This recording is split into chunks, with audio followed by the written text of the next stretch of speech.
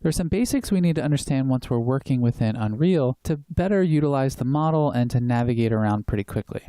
The first thing is we can certainly always use our arrow keys to move over and around.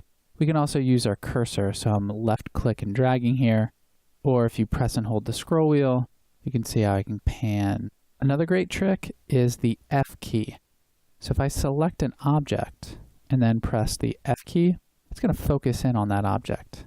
So it's really great as you're moving around and clicking on an object, you can focus right in on that object.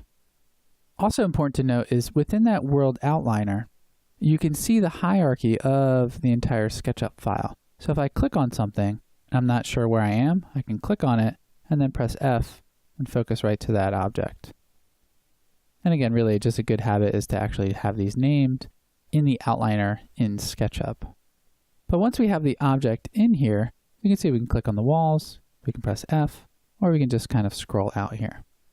Also, we can move the player start position. So when I click on the player start here, and if I actually click play, you're going to start right at that position when you're in the game here. So I don't want to start right here, and I'm just going to press escape, close out of that. And what I'll do is I'll select that object, and you can see the sort of axes and movement pin locations here.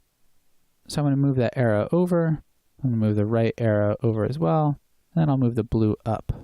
And you can see it's kind of best as you're beginning to start to kind of move in one axis position at a time until you're really comfortable with some of the other features here.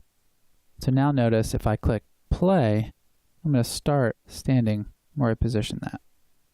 The other important thing to understand is the model needs the lighting to be rebuilt. And this is because we brought in all this geometry from Datasmith. So it needs to bake that lighting or create it. That way it's going to be more photorealistic and more accurate to what we actually want to see. The easiest way to build lighting is to go up to build. And for quality, just to begin, we just want to keep the quality level at preview. So we'll go ahead and click on that, and then we'll click build. So right now it's building and it's calculating and processing all the geometry. It's spitting us out a little log here so we can see if there's any errors within the geometry or surfaces, or later once you have lighting, if they're too close together, it's going to kind of give us sort of an error message there for that. You'll also notice in the bottom right, it's going to give us our build time. And that time is really dependent on how complex the model is, what quality setting that you're using, and certainly how fast your computer is.